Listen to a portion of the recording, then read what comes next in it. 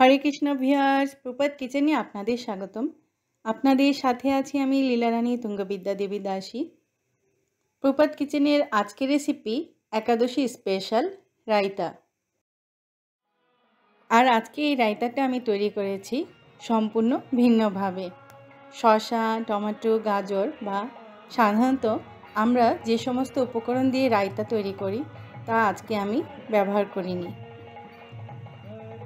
আজকে আমি শুকনো একটি উপকরণ দিয়ে রায়তা তৈরি করেছি। এই রায়তা বাড়িতে তৈরি করে কাউকে খাওয়ালে সে বিশ্বাসই করতে পারবে না জিনিসটি কী।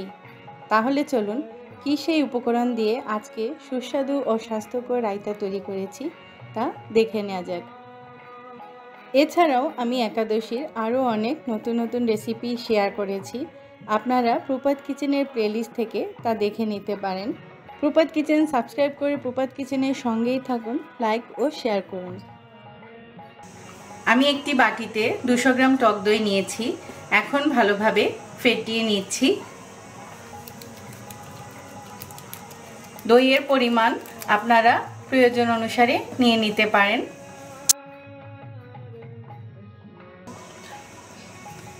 এখন সামান্য পরিমাণ জল দিয়ে দিচ্ছি।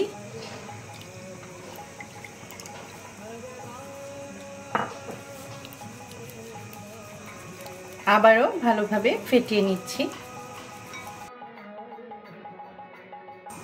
দইয়ের ঘনত্ব দেখে নিচ্ছি। আমি আরেকটু জল দিয়ে দিচ্ছি, কেননা আমার দইটা আরেকটু পাতলা করে নিতে হবে। আমার মেয়ে রেসিপি তৈরি করতে মাঝে মধ্যে আমাকে সহযোগিতা করে। এখন ওই জলের সাথে দই মিশিয়ে দিচ্ছে। দিয়ে দিচ্ছি স্বাদ মতো সন্ধব নুন, চিনি 1 চা চামচ, দিয়ে দিচ্ছি স্বাদ মতো গোলমরিচ গুঁড়ো। গোলমরিচ আমি ঘরেই গুঁড়ো করে নিয়েছি। দিয়ে দিচ্ছি স্বাদ মতো লঙ্কা কুচি, স্বাদ মতো পুদিনা পাতা কুচি। পুদিনা পাতা গরমে পেট ঠান্ডা রাখে, তাই আপনারা পুদিনা পাতা ব্যবহার করবেন। দিয়ে দিচ্ছি স্বাদ মতো ধনেপাতা কুচি, দিয়ে দিচ্ছি ভাজা চীনা বাদাম, দিয়ে দিচ্ছি ভাজা তালমাখনা 1.5 কাপ, দিয়ে দিচ্ছি কিশমিশ। ভালোভাবে মিশিয়ে নিচ্ছি। এখন খুবই গরম পড়েছে, গরমের জন্য টক দই স্বাস্থ্যের জন্য খুবই উপকারী। টক দই শরীরকে ঠান্ডা রাখে। একাদশীতে আপনারা অবশ্যই বাড়িতে এই রেসিপিটি ট্রাই করবেন এবং ভগবানকে ভোগ নিবেদন করে সুস্বাদু কৃষ্ণপ্রসাদ আস্বাদন করবেন। আমি সবসময় চেষ্টা করি, বিশেষ করে একাদশীতে আপনাদের জন্য নতুন নতুন কিছু নিয়ে আসার। আশা করছি আমার এই নতুন রেসিপিটি আজকে আপনাদের খুবই ভালো লাগবে।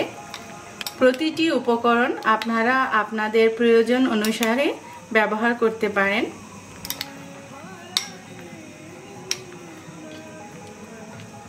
এখন দিয়ে দিচ্ছি ছোট টুকরো করে কেটে রাখা একটি পাকা কলা। আবারও মিশিয়ে নিচ্ছি। এই রেসিপিটি খুবই মুখরোচক এবং স্বাস্থ্যকর এবং শরীরের জন্য খুবই আরামদায়ক। 30 মিনিটের জন্য রেখে দিব, যাতে করে তালমাখনা নরম হয়ে আসে এবং দইয়ের সাথে ভালোভাবে মিশে যায়। পরিবেশনের জন্য উপর থেকে দিয়ে দিচ্ছি কুচি করে কেটে রাখা চেরি। এখন দিয়ে দিচ্ছি কুচি করে কেটে রাখা কাঠবাদাম, সামান্য একটু ধনেপাতা কুচি উপর থেকে 2টি দিয়ে দিলাম। এখন তুলসী পত্র দিয়ে ভগবানকে ভোগ নিবেদন করব। তৈরি হয়ে গেল একাদশীর সুস্বাদু তালমাখনার রায়তা। আশা করি আপনারা বাড়িতে এই রেসিপিটি অবশ্যই ট্রাই করবেন এবং ট্রাই করার পর আপনাদের কেমন লাগলো তা মন্তব্যের মাধ্যমে জানাবেন। ভিডিওটি ভালো লাগলে সবার সাথে শেয়ার করবেন, লাইক করবেন।